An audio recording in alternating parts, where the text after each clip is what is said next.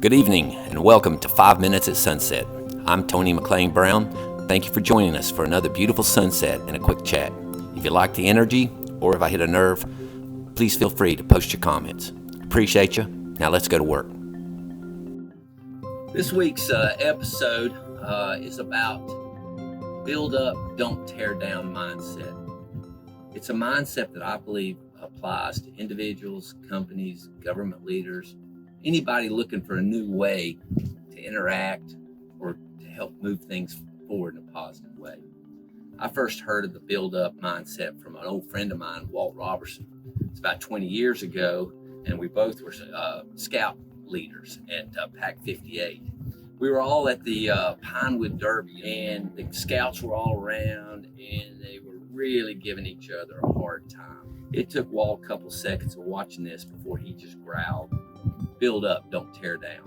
And I can remember it to this day because it just made so much dang sense to me.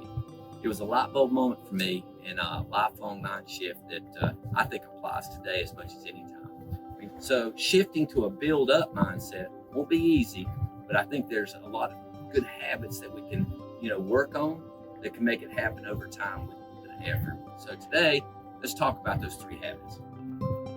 The first good habit that I'd recommend is something that we've all heard from our mamas. If you don't have anything good to say, don't say anything at all. You reap what you sow. So if you don't plant negative seeds, you don't have to clean up the weeds later. The best example of this good habit, came to me while running 100 miles at the Leadville 100. It's through the Rockies. Really, really hard race to run. And my coach, Jason Bodner, now you can Google him, good guy, great runner, and a terrific coach. He was the consummate, if you don't have anything positive to say, shut the hell up.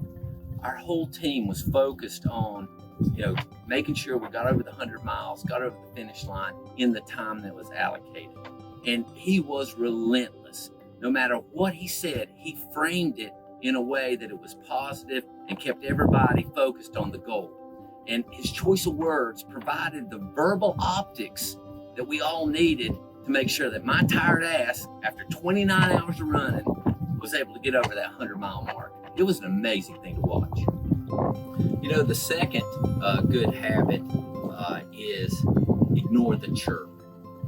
And what that gets to is this idea of blocking out the negativity.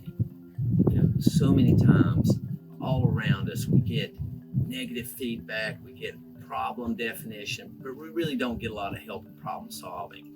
The best example I have for this one is a colleague of mine, Gwen Blank, who was helping us on a project in the Pacific Northwest.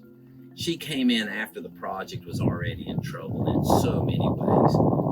There was all kinds of negativity inside our company, with the client, with any of the stakeholders around the project, and it was thousands of people that were involved. And it was deafening to hear what everyone had to say about what was not going well. Gwen came in, and her immediate task was to start a data-driven discussion with our clients, with the people that were being affected by this project. And by using this data-driven approach and really just ignoring anything that wasn't backed up by fact, she was able to get everybody focused on the task at hand, make sure that we kept moving in a positive way. And it was just a terrific success when she finally got the project stabilized. And even to this day, this project is a national model. So I saw her practice and leverage the good habit of just ignore the chirp, and it's one I recommend. The third good habit that you're going to need is be nice. It's the hardest one for me. It takes time, it takes energy, and you have to be intentional.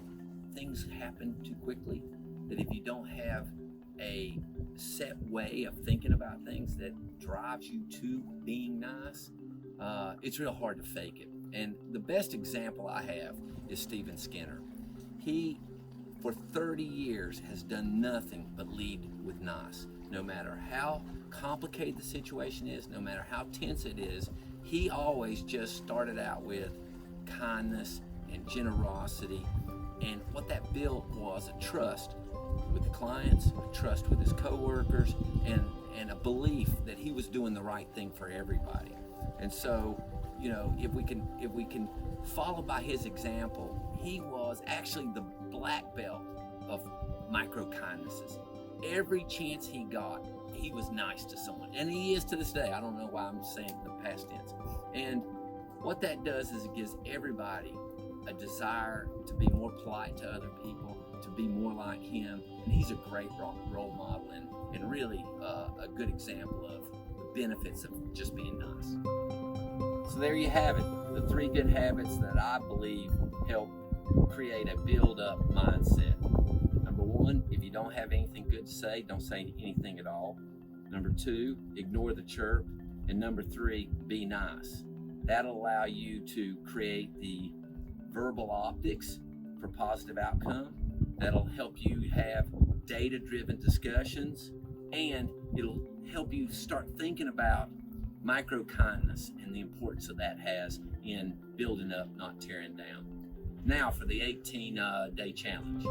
So we have this 18-day challenge for you, and it's sort of a game, but more importantly, it's about creating systematic intentionality. And it's pretty simple. All you need is a piece of paper with 3 columns on it. You can start now, you can start in the morning, I don't care. But each time you intentionally do one of those 3 good habits, I need you to just simply make a tally mark under the column. And there are no half tally marks. You either did it or you didn't. And chart it on a graph. So by the end of 18 days, you have a chart with all your tally marks, and you have a graph that shows how you did with the 18-day challenge as far as moving intentionally towards building up, not tearing down. If you'll send me that chart and that graphic, I promise I'll build you up, I won't tear down. This is Tony Brown.